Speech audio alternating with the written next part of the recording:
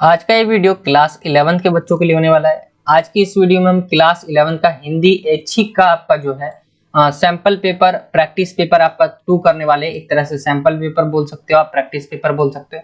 इससे पहले हमने जो है सभी सब्जेक्ट के जैसे पॉलिटिकल साइंस हो गया, इसका 2 सैंपल पेपर प्रैक्टिस पेपर करवा दिया है। हिस्ट्री का करवा दिया गया है 2, आपका जो है ज्योग्राफी का भी 1 करवा दिया गया है, हमने 1 करवा दिया है। आपका इंग्लिश का भी करवा दिया गया है, 2 करवा दिया गया है इंग्लिश का, तो सभी का देख लेना है। और हिंदी का भी ऑलरेडी 1 और करवा रखा है, तो वो भी देख लेना है आपको, ठीक है। प्लेलिस्ट आपको मिल जाएगी जहां पे हमने सॉल्व करवाए है, अच्छे तरीके से आपको समझाया है क्या क्या लिखना है आपको पेपर में, कैसे लिखना है, सारी चीजें हमने डिस्कस करी है। तो ये जरूर देख लेना है आपको। आगे आते हैं हम जो है यहाँ पर आपका जो है पेपर है हिंदी का आज की इस वीडियो में, तो इसको हम देख लेते हैं आज। तो यहाँ पे जो है आपका, जैसा कि आपको पता होगा कि आपका हिंदी का पेपर जो है कैसा होने वाला है। पैटर्न सभी को पता ही रहता है कि आपका पेपर कैसे होने वाला है, फिर भी मैं आपको बता दूं 2 घंटे का आपका पेपर होगा, 40 नंबर का ये आपका पेपर होने वाला है। सामान्य निर्देश में सभी को पता ही होगा, नहीं पता है तो मैं बता देता हूँ। निम्नलिखित निर्देशों को जो है आपको सावधानी से पढ़ना है, उनका पालन करना है। इस प्रश्न पत्र में जो है वर्णनात्मक प्रश्न पूछे गए। इस प्रश्न पत्र में कुल जो है 9 प्रश्न पूछे गए, दो सेक्शन में ये जो है विभाजित है, ठीक है। याद रखना है ये 2 सेक्शन में आपके डिवाइड है। कुछ आपका चौथा का गया, प्रश्नों में जो है आंतरिक विकल्प भी दिए गए, निर्देशानुसार उत्तर देना है आपको। तो आइए हम आते हैं डायरेक्ट आपका क्वेश्चन पेपर पे। यहाँ से जो है क्वेश्चन पेपर यहाँ से स्टार्ट हो जाता है। प्रैक्टिस पेपर 2 है, ठीक है। याद रखना है आपको, पहला जो हमने करवाया था वो आपकी जो है डीओई की तरफ से आया था पहला वाला, और ये वाला जो है हमने खुद बनाया आपके लिए प्रैक्टिस के लिए। तो यहाँ पे प्रश्न दिखेंगे, यहाँ पे आपके अंक दिखेंगे। खंड का है, यहाँ पे आते तो यहाँ पे क्वेश्चन जो पूछे जाएंगे कार्यालय हिंदी और रचनात्मक लेखन से पूछे जाएंगे। यहाँ पे जो है सबसे पहला क्वेश्चन जो आपसे पूछा जाएगा वो पूछा जाएगा, 2 शीर्षक दिया रहेगा, ठीक है। यहाँ पे 2 क्वेश्चन दिए रहे, 2 पॉइंट दिए रहेंगे आपको। जो है किसी एक पे जो है लिखना होगा दृश्य लेखन, ठीक है। दृश्य लेखन लिखा रहेगा, लेकिन मैंने यहाँ पे अथवे का भी आपको आंसर दिया है। सबसे पहला जो पूछा गया है प्रातःकाल का दृश्य पूछा गया है इस क्वेश्चन में, और दूसरा जो पूछा गया था वो पूछा गया था सड़क दुर्घटना का दृश्य, ठीक है। तो 2 पूछे गए थे, मैंने दोनों का ही आंसर दिया है आपके सामने। तो प्रातःकाल का दृश्य कुछ इस प्रकार से है, ठीक है। दृश्य 1 प्रातःकाल बाहर पार्क, ये जो है कुछ पॉइंट्स होते हैं, की पॉइंट जो हमें इसके अंदर हम यूज किए उनको लिखना होता है, ठीक है।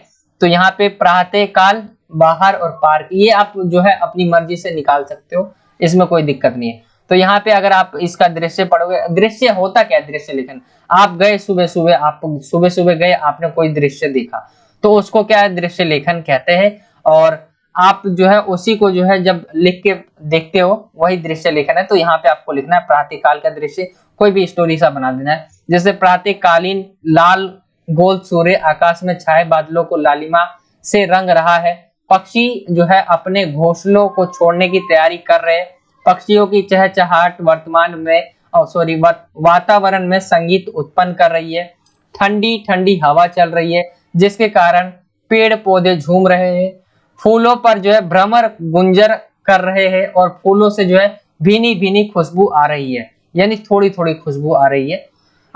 पार्क में लोग समूह बनाकर जो है व्यायाम कर रहे हैं, वहीं एक और बेंच पर लगभग 70 से 80 वर्ष की उम्र की महिला तन्मयता से जो है तालियां बजाते हुए भजन गा रही है। पार्क के पैदल पथ पर महिलाएं व पुरुष जो है जॉगिंग कर रहे। अचानक बादलों की गड़गड़ाहट से आसमान गूंज उठा, हल्की हल्की फुहार पड़ रही है जिससे जो है मिट्टी की सौंधी सौंधी खुशबू आने लगी है। सैर करते हुए लोग शेड के नीचे आसरा ढूंढ रहे हैं।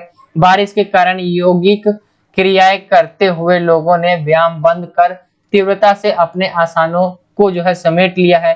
जो बच्चे पार्क में खेलने आए थे वे अब बारिश को होता देखकर तेज कदमों से जो है वापस अपने घर लौट रहे हैं, ठीक है। और लास्ट में जो है कट्टू यूज करना पड़ता है, इसमें याद रखना है आपको, ठीक है। 2-3 चीजें याद रखनी पड़ती है आपको इसमें, हेडिंग तो आपको मिल ही जाएगा। यहाँ पे जो है ये आपको याद रखना है, फिर ये नीचे वाला आपको याद रखना है, क्योंकि इसका नंबर 1 मिल जाता है और इसका 1 नंबर मिल जाता है, ठीक है। और 2 नंबर शायद अंदर के मिल जाते, तो याद रखना है आपको। 2 नंबर तो आपके ऊपर ऊपर के हो गए बिना कुछ किए, तो इसका भूलना मत, इसको करना, ठीक है। इसी में जो आगे पूछा जाता है सड़क दुर्घटना का दृश्य, तो यहाँ पे कुछ, यहाँ पे वैसे ही जैसे मैंने आपको बताया सब हेडिंग सा जो है लिख दिया जाता है। जैसे दृश्य 1 तो ये आप लिखेंगे सभी में दृश्य 1 आएगा। फिर रात आ गया, बाहर, मुख्य सड़क, माता पिता, नेहा, 3 युवक, कुछ पुलिसकर्मी, कुछ लोग, ये आप जो है इसके अंदर लिख सकते हो।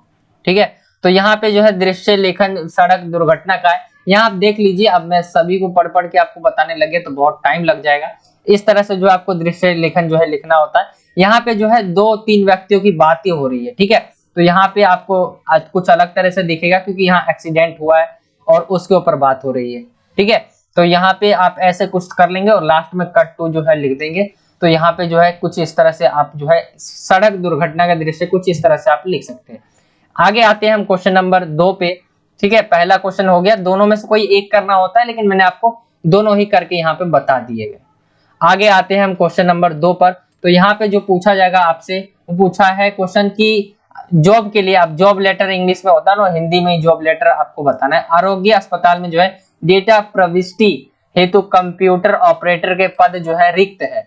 विज्ञापन के अनुसार अपनी योग्यता का जो विवरण प्रस्तुत करते हुए निदेशक को आवेदन का पत्र जो है लिखना है। ठीक है, तो यहाँ पे आप देख रहे होंगे कुछ इस तरह का है, परीक्षा भवन का रोड, एड्रेस आपने डाल दिया, फिर यहाँ डेट डाल दिया आपने, प्रति प्रबंधक आरोग्य अस्पताल रोहिणी दिल्ली। ठीक है, आपने ये डाल दिया। फिर यहाँ पे विषय क्या है, कंप्यूटर ऑपरेटर के पद हेतु आवेदन पत्र, जैसा कि क्वेश्चन में कहा गया। फिर महोदय या महोदया, यहाँ से आप जो है स्टार्ट कर दें। इसको आप जो है यहाँ से भी स्टार्ट कर सकते हैं। ठीक है, यहाँ से भी स्टार्ट कर सकते हैं, आपकी मर्जी हो तो। आगे आते हैं हम, आगे जो कहा गया है इसमें देख लेते हैं क्या कहा गया है। दैनिक जागरण में जो है दिनांक 2 तारीख को जो है बोला गया है, जनवरी 2021 को जो है प्रकाशित विज्ञापन से ज्ञात हुआ है कि आपको क्या है कि एक ऑपरेटर की जरूरत है, कि आरोग्य अस्पताल में एक डेटा प्रविष्टि हेतु कंप्यूटर ऑपरेटर के जो पद है वो रिक्त है। मैं स्वयं को इस पद के उम्मीदवार के रूप में जो है प्रस्तुत कर रहा हूं। मैं आपको आश्वस्त करती हूं, कुछ भी लिख सकते हो आप, जो भी कहा गया है। नाम दिया रहेगा तो ठीक है, नहीं तो करता हूं या करती हूं कि यदि आप मुझे अवसर देंगे तो मैं अपना कार्य पूर्ण लगन, परिश्रम और निष्ठा से करूंगी। आशा है आप मेरे आवेदन पर ध्यान पूर्वक जो है विचार करेंगे। मैं अपने शैक्षिक योग्यताओं, कार्य अनुभव आदि विवरण सहित अपना समृद्ध संलग्न कर रही हूँ। ठीक है, तो यहाँ पे जो संलग्न सव्रत आ जाएगा, इसके अंदर शैक्षणिक योग्यता आ जाएगा, पासपोर्ट आकार फोटो, ये सारी चीजें आप जो है बायोडाटा जिसे आप कहते हो इंग्लिश में, वही होता है सव्रत। तो यहाँ पे नाम आप डाल देंगे, पिता का नाम, जन्म तिथि, स्थायी पता। यहाँ पे कुछ शैक्षिक योग्यता यहाँ पे आप देख रहे होंगे लिखी हुई है, तो ये सारी चेंज नहीं होने वाली, एक ही रहने वाली है। क्रम संख्या आपने डाल रखी है यहाँ पे, परीक्षा विद्यालय, ठीक है, या विश्वविद्यालय उत्तीर्ण वर्ष और प्रतिशत संख्या। तो 10वीं कक्षा करिए सीबीएसई बोर्ड से 2015 में 80% लाए थे उस समय। 12वीं में आपने सीबीएसई बोर्ड से ही करी है, 12वीं भी 2017 में करी है और 90% आपने लाए। हिंदी ऑनर्स से आपने दिल्ली यूनिवर्सिटी से जो है दिल्ली विश्वविद्यालय से किया, 70% इसमें आपके आए। और कंप्यूटर कोर्स जो है आईटीआई से किया 2021 में, आपके 95% आए। तो यहाँ पे आपने शैक्षिक योग्यता दे रखी है, अन्य योग्यता भी आप यहाँ पे ऐड कर सकते हैं। ठीक है, तो कुछ इस तरह से लास्ट में आपके साइन, और कुछ इस तरह से आपका ये जॉब लेटर हिंदी में आपका, जिसे डेटा एंट्री के लिए जो पद रिक्त है उसके लिए आपको आवेदन पत्र करना था। ठीक है, तो यहाँ पे ये आपका लेटर खत्म हो जाता है। इसी के अथवे में एक और लेटर आता है जो आपको संपादक को लिखना है। ठीक है, कोरोना काल में जागरूकता की आवश्यकता के संदर्भ में जो है, संबंध में आपको जो है दैनिक समाचार पत्र के संपादक को पत्र लिखना है। टॉपिक क्या होने वाला है इसमें, कोरोना काल में जागरूकता। ठीक है, जागरूकता की आवश्यकता के संबंध में आपको लिखना है। तो यहाँ पे कुछ इस तरह से आप यहाँ एड्रेस लिख देंगे। ठीक है, और प्रति संपादक नवभारत टाइम्स, बहादुर शाह जफर मार्ग, नई दिल्ली, ये अपने एड्रेस डाल दिया। फिर उसके बाद विषय कोरोना काल में जागरूकता की आवश्यकता के संबंध में, फिर यहाँ पे महोदय या महोदया। अब देख लीजिए, जैसा कि मैंने इधर से स्टार्ट किया, आपको बताने के लिए किया है कि आप यहाँ से भी स्टार्ट करके लिख सकते हैं। तो मैं आपको प्रतिष्ठित लोकप्रिय समाचार पत्र के माध्यम से देश के नागरिकों और अधिकारियों का ध्यान जो है कोरोना काल में जन जागरूकता की आवश्यकता की ओर जो है दिलाना चाहता हूं या चाहती हूं, आप जो भी हो लिख सकते हो। कोविड-19 महामारी ने आज पूरे विश्व में तेजी से अपने पांव पसार लिए। ये सारी चीजें आप लिख सकते हो, मैं आपको दिखा देता हूँ, बहुत टाइम लग जाएगा इसको पढ़ने में। कुछ इस तरह से जो है आप लिख सकते हो, ठीक है। अब यहाँ पे देख लीजिए, यहाँ पे आप लिखा हुआ जो भी है लिखा हुआ, आप इसे देख लेना, सही से पढ़ लेना, प्रैक्टिस कर लेना। ये सब प्रैक्टिस के ऊपर है, क्योंकि टॉपिक कभी भी चेंज हो सकता है, ठीक है। 2-3 चीजें नहीं भूलनी होती है। यहाँ पे एड्रेस आएगा, यहाँ पे फिर डेट आएगा, यहाँ पे फिर एड्रेस आएगा, यहाँ पे आपके विषय आएंगे, यहाँ पे आप स्टार्ट महोदय या महोदया से कर सकते हैं। फिर यहाँ पे जो अंत में है धन्यवाद, अपना नाम, सिग्नेचर, ये सारी चीजें जो है लिखनी होती है, ये याद रखना है आपको। अब क्वेश्चन नंबर 3 पे आते हैं। क्वेश्चन नंबर 3 है आपका, दिल्ली में स्वच्छता अभियान चलाने से पूर्व एक समिति का गठन किया गया, समिति द्वारा जो है प्रतिवेदन को लिखिए, ठीक है। तो दिल्ली में स्वच्छता अभियान चलाने में महामारी दिल्ली स्वच्छ दिल्ली के नोट को सार्थक बनाने हेतु जो है समिति का गठन किया गया, जिसमें कौन कौन से ये सदस्य थे, ठीक है। अब यहाँ पे आपको जो है प्रतिवेदन तैयार करना था, तो यहाँ पे आपने सदस्य डाले, कौन कौन से सदस्य थे, जैसे सचिव श्रीमती प्रभा, श्रीमती उमा अध्यक्ष, श्रीमती रेखा सदस्य, श्री संतोष सदस्य, ठीक है। फिर यहाँ पे समिति ने इस दिशा में निम्न प्रतिवेदन प्रस्तुत किया। हमारी दिल्ली का ऐतिहासिक व प्राचीन महत्व है, इसकी स्वच्छता का ध्यान रखना अनिवार्य है, अतः हमें निम्न प्रयास जो है करने चाहिए। तो यहाँ पे किस प्रकार जो है स्वच्छता रखनी चाहिए, यहाँ पे बताया गया है। सड़कों की चौड़ाई जहां संभव है बढ़ा देनी चाहिए, व नालियों को जो है गहरी व पक्की किया जाना चाहिए, इन्होंने ये दिया है, ठीक है। धार्मिक स्थलों पर जो है चढ़ाई गई फूल मालाओं, पत्तों, छिलकों आदि को इधर उधर ना फेंक कर मिट्टी में जो है हमें दबाकर जो है खाद के रूप में हम इसका यूज कर सकते हैं। तो उन्होंने ये सारी चीजें बोली है। सड़कों के किनारे पर कुछ दूरी पर जो है कूड़ेदान का प्रबंध किया जाना चाहिए।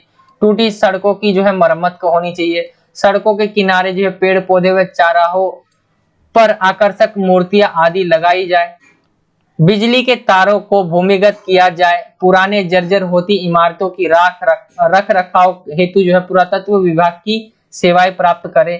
और 7वां बताया गया, प्रत्येक 2 माह के पश्चात उपयुक्त सुझावों की प्रगति की समीक्षा की जाए। तो ये सारी चीजें जो है इसके अंदर आप लिख सकते हो।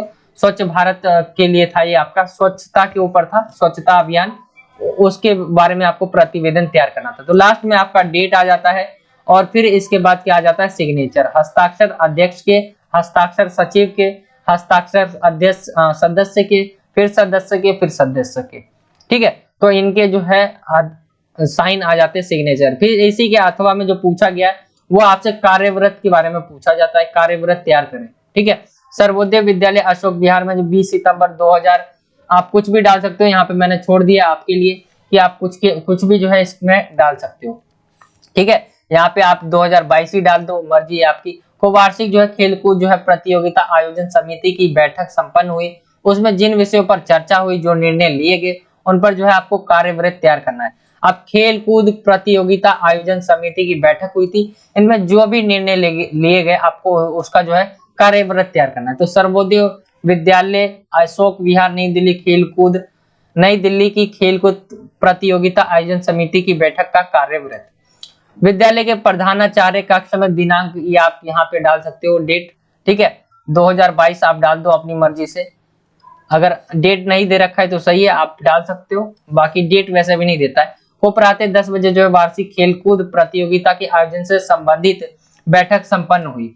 बैठक में भाग लेने वाले सदस्यों की सूची इस प्रकार है, कौन कौन जो है भाग लिए थे, तो यहाँ पे आप इनके नाम दिख रहे होंगे। श्रीमती सीमा प्रधानाचार्य, कुर नीलम जो कि आपकी शारीरिक शिक्षक है, ठीक है, गरिमा सचिव है, यामिनी सदस्य, सरिता सदस्य, श्रीमती लता शिक्षक सदस्य, प्रीति एसएमसी सदस्य, कमला देवी एसएमसी सदस्य, ठीक है।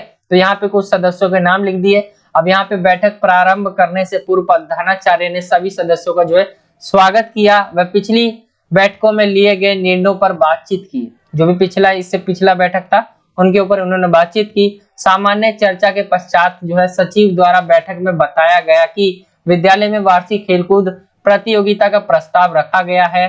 इस प्रस्ताव का समर्थन सभी सदस्यों ने किया। अध्यक्ष महोदय के सुझाव पर जो है 15 नवंबर 2022 को खेल कूद प्रतियोगिता आयोजित करने के सुझाव का सभी सदस्यों ने अनुमोदन किया। काफी विचार विमर्श के उपरांत प्रतियोगिता के सफल आयोजन हेतु जो है निम्न समितियों का गठन जो है सर्वसम्मति से स्वीकार हुआ। यानी सभी की सम्मति होती है, सर्वसम्मति का मतलब। अब यहाँ पे कौन कौन सी समिति, खेलों के लिए चयन समिति होगी, निर्णायक मंडल समिति होगी, पुरस्कार समिति होगी और जलपान समिति होगी। तो यहाँ पे कुछ इस तरह से होगा। और लास्ट में जो है आप यहाँ पे कह देंगे, लास्ट में उपयुक्त समितियां अपने से संबंधित गतिविधियों के सफल संचालन हेतु साप्ताहिक बैठक करेगी। सचिव पूरे कार्यकाल की रिपोर्ट तैयार करेंगे। बैठक के अंत में धन्यवाद ज्ञापित किया गया। और यहाँ पे सिग्नेचर आपके अध्यक्ष के हो गए, सचिव के हो गए और सदस्यों के हो गए। ठीक है, जितने भी आप चाहो लगा सकते हो सिग्नेचर में। तो यहाँ पे कुछ इस तरह से आपको जो है कार्यवृत्त तैयार करना था। आई होप कि आपको समझ आ गया होगा। यही बहुत ज्यादा टाइम ले लेता है, तो आपको इन चीजों की बहुत अच्छे से प्रैक्टिस करके जाना है पेपर में। ठीक है, इन सब का अच्छे से पेपर कर लेना। अब आते हैं हम अगले क्वेश्चन पे। आपका इसी का जो है ये क था, याद रखना आपको। ये जो क्वेश्चन था आपका ये वाला तीसरा, ये तीसरा क था।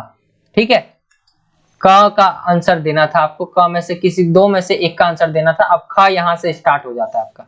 ठीक है, तीसरे में ही दो क्वेश्चन पूछे गए। एक क में बांट दिया गया था, एक ख में पूछा गया है कार्यवृत्त क्या होता है। तो कार्य सूची में दिए गए मुद्दे को सचिव बैठक में प्रस्तुत करता है। समिति के अध्यक्ष की उपस्थिति में सदस्य विचारणीय मुद्दों पर अपने अपने विचार व्यक्त करते हैं। विचार विमर्श के बाद निर्णय लेते हैं। प्रत्येक मुद्दों पर किया गया विचार विमर्श व निर्णय ही जो क्या है कार्यवृत्त है।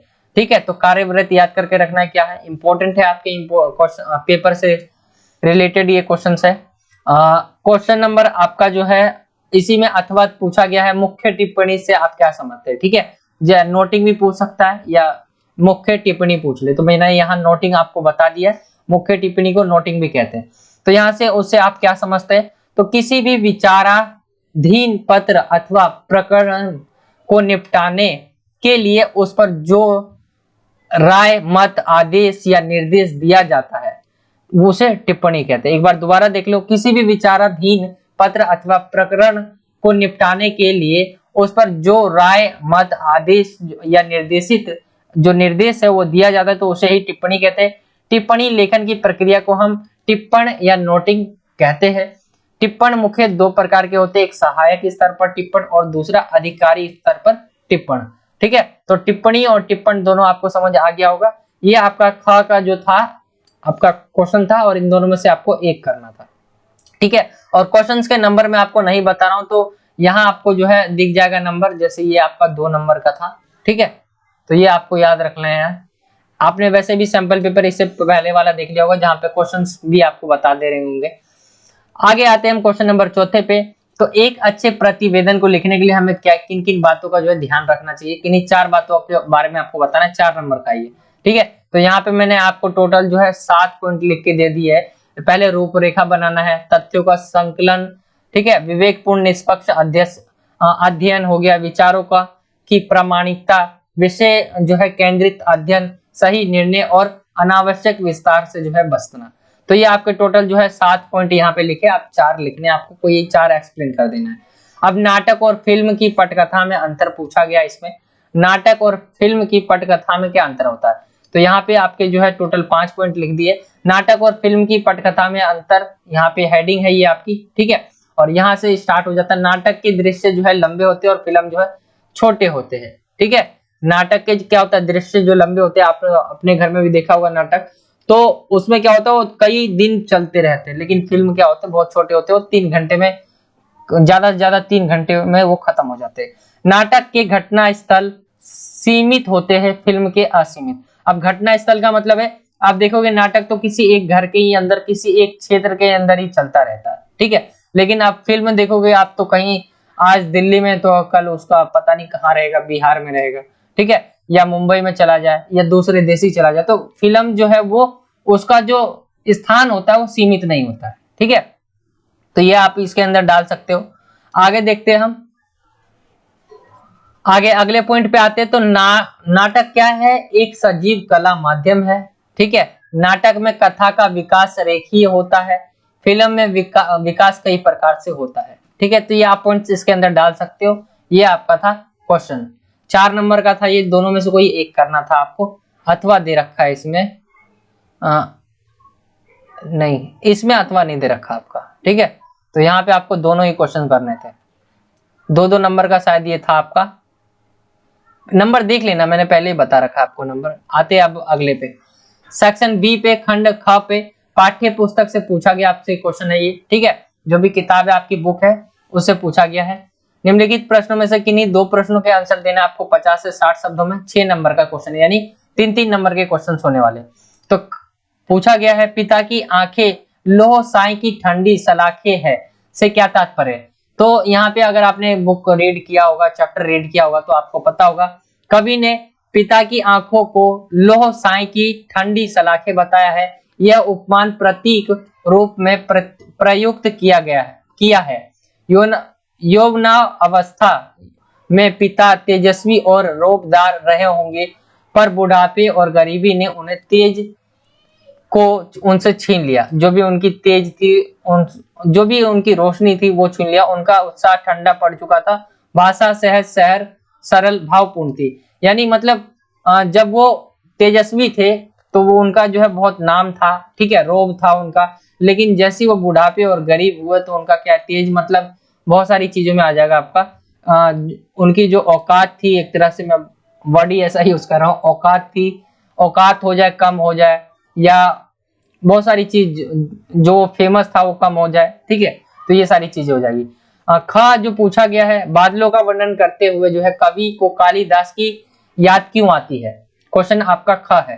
तो बादलों का वर्णन करते समय जो है कवि को कालिदास की क्यों याद आती है। तो बादलों का वर्णन करते हुए कालिदास की याद कवि को इसलिए आती है कि कालिदास द्वारा रचित मेघदूत में धन कुबेर ने यक्ष को 1 वर्ष का जो निर्वासन दंड दिया था, उस अवधि में यक्ष ने मेघ यानी बादल को दूत बनाकर अपनी प्रिया के पास अपना संदेश भेजा था। कवि ने उन स्थानों को खोजने का प्रयास किया है जिनका उल्लेख मेघदूत में है, पर वे कहीं नहीं मिले। न आकाश गंगा मिली और ना ही वह मेघ मिला। इसी कारण कवि को उनकी याद आती है, ठीक है। तो ये आप डाल देंगे। यहाँ पे ग है आपका, ग में जाग तुझको दूर जाना है। ये कविता है आपकी, किससे संबोधित करते हुए लिखी गई है। तो इस कविता में कवित्री देशवासियों को स्वाधीनता संग्राम में जो है बढ़ चढ़कर भाग लेने की जो है प्रेरणा देती है। यह एक जागरण गीत है। उस समय देशवासी आलस्य में पड़े थे, उन्हें जगाने की आवश्यकता थी। कवित्री उन्हें उनका पथ निर्देशित कर मार्ग में आने वाली बाधाओं के प्रति सचेत करती है, ठीक है। तो ये आपका जो हो जाएगा क्वेश्चन नंबर आपका 5वां हो जाएगा, जिसमें से 2 क्वेश्चन करने थे, आपके 3 थे। आगे आते हैं क्वेश्चन नंबर 6 पे। क्वेश्चन नंबर 6 में आपसे बोला गया किसी एक प्रश्न का आंसर देना 30 से 40 शब्दों में, 2 नंबर का आपका क्वेश्चन है। प्रकृति किस प्रकार जो है मनुष्य को उसके लक्ष्य तक पहुंचाने में जो है सहायक सिद्ध हुई है। तो प्रकृति जो है किस प्रकार जो मनुष्य के जो भी लक्ष्य थे उनको पहुंचाने में सहायक सिद्ध हुई, आपको ये बताना है। तो प्रकृति के कार्य द्वारा मनुष्य की प्रेरणा मिलती है। मनुष्य आलस्य छोड़कर जो है संघर्ष पथ पर बढ़ने के लिए प्रेरित हो जाता है। फूलों का मरकंद, दीपक की लो, झरनों का चंचल होकर बहना, प्रकृति का करुणा, जल नभ के तारे, विद्युत मेघ, अंकुरन आदि सभी उपादान मनुष्य को संघर्ष करके लक्ष्य तक पहुंचने की प्रेरणा देते हैं, ठीक है। ये आप इसके अंदर लिख सकते हो। अच्छी के अथवे में पूछा गया है, कोई एक करना था तो अथवे में पूछा गया है आपको, कुबेर और कालिदास के मेघदूत का आपस में क्या संबंध है। बादल को घिरते देखा है, कविता के आधार पर स्पष्ट करना है।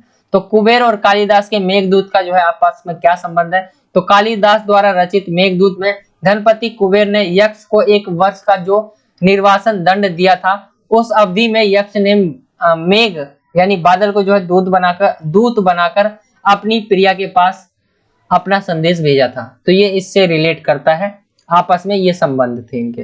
तो यहाँ पे कोई 2 में से कोई एक करने थे आपको, तो एक कर लेंगे आप। इसके बाद क्वेश्चन नंबर 7 पे आते हैं। तो निम्नलिखित में से किन्हीं 2 प्रश्नों का आंसर देना है आपको 50 से 60 शब्दों में, और 2 देना है, और ये 3 into 2 है, ठीक है। 3 into 2 है, कहने का मतलब 3 नंबर का एक क्वेश्चन है। और यहाँ पे जो है ये क्वेश्चन दिए हुए, खानाबदोश कहानी की मूल संवेदना पर प्रकाश डालिए। यहाँ पे आंसर आप पढ़ लीजिए, इसको आप पढ़ सकते हैं, यहाँ पे पढ़ना तो आता है हिंदी।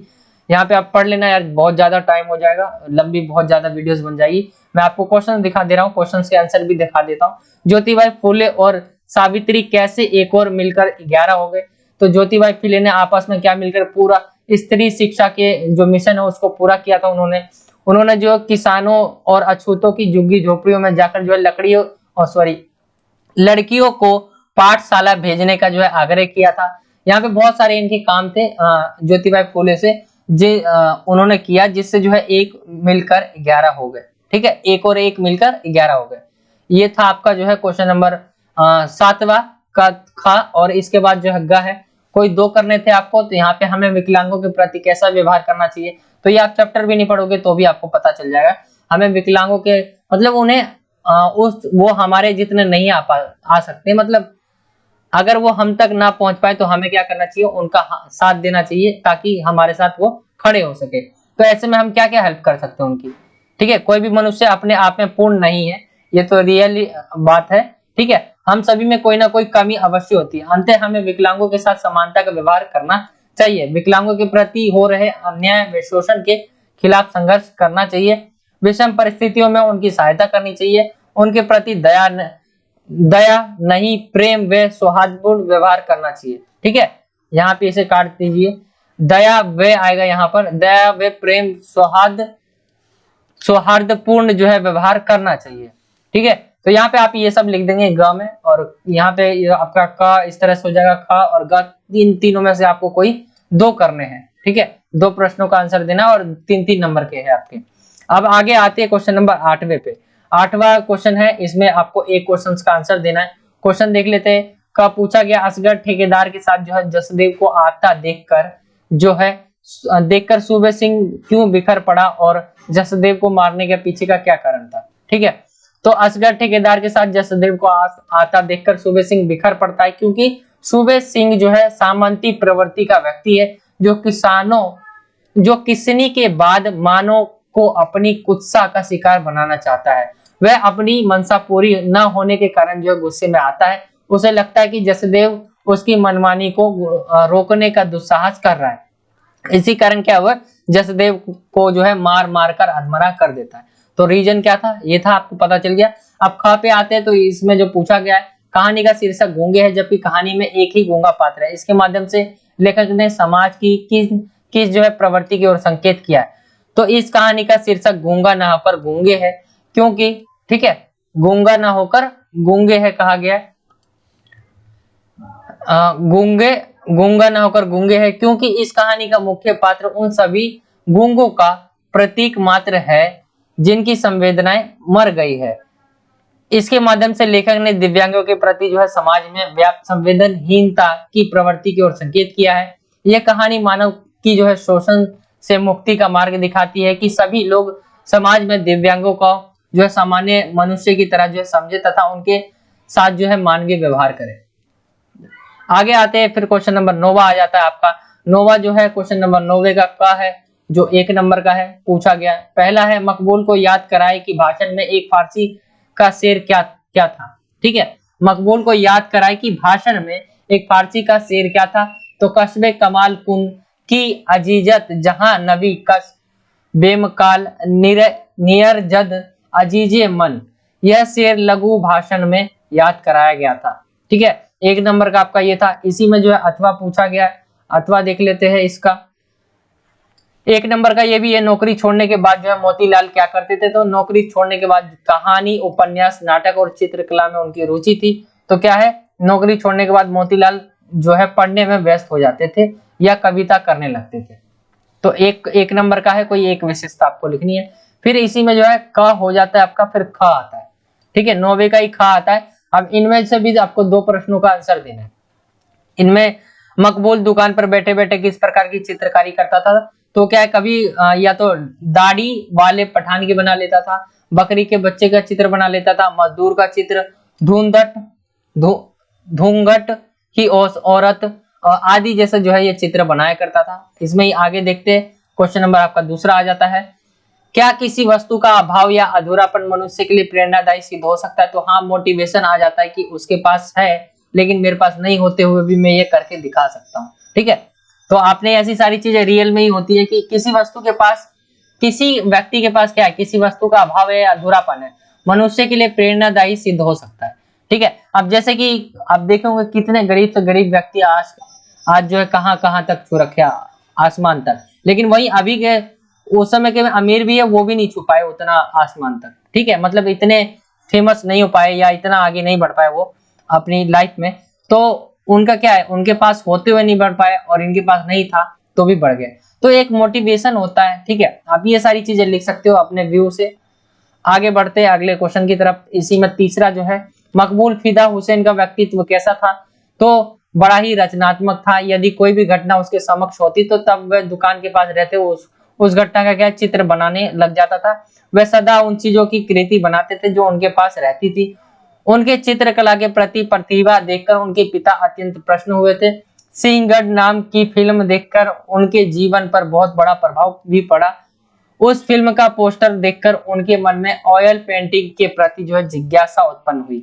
ऑयल पेंटिंग के का ख्याल कहाँ से आया उसके उनको, तो ये भी पूछ सकता है। ऑयल पेंटिंग करने के लिए उन्होंने अपनी सभी पुस्तकें बेच दी थी। तो यहाँ पे ये आपका सैंपल पेपर या प्रैक्टिस पेपर 2 जो है खत्म होता है हिंदी का। आई होप कि आपको समझ आ गया होगा किस तरह से पेपर आएंगे। जरूर प्रैक्टिस करके देखो, जब भी कर पाओगे आप अपना पेपर बहुत अच्छे से। तो ये था आपका जो है क्लास 11th का जो है हिंदी का पेपर। ठीक है, हिंदी का आपका जो है ये हमने पहले भी करा रखा है एक पेपर, तो दूसरा ये पेपर था। और नहीं देखा हो तो हिंदी का पहले वाला भी पेपर देख लेना, वहां से आपको इंपॉर्टेंट क्वेश्चन तो मिल जाएंगे कम से कम। ठीक है, ये तो जरूर देख लेना। और यहाँ पे ये सारी जो पैटर्न है सेक्शन ए में क्या रहेंगे, रचनात्मक लेखन वाले क्वेश्चन होंगे। ठीक है, कार्यालयी और रचनात्मक वाले जो आपकी बुक से थोड़ी नहीं पूछे जाएंगे, वो तो फॉर्मेट होना चाहिए उसका आपके पास। ठीक है, तो ऐसे ही आपको जो है पेपर करना है। आई होप कि आपको वीडियो अच्छा लगा होगा। वीडियो अच्छा लगा तो वीडियो को लाइक करें, ज्यादा से ज्यादा अपने दोस्तों में शेयर करें। और साथ ही आप अगर चैनल पे नए हो तो नीचे आपको जो है रेड कलर का सब्सक्राइब का बॉक्स दिख रहा होगा, वहां क्लिक करके हमारे चैनल के साथ जुड़ सकते हैं। बेल का आइकन ऑल कर देंगे तो जब भी हम नई वीडियोस डालेंगे तो आपके पास नोटिफिकेशन चला जाएगा। तो यही था आज का वीडियो। मिलता हूं आपसे अगली और एक्साइटिंग वीडियो में। जब तक के लिए जय हिंद, जय भारत, वंदे मातरम।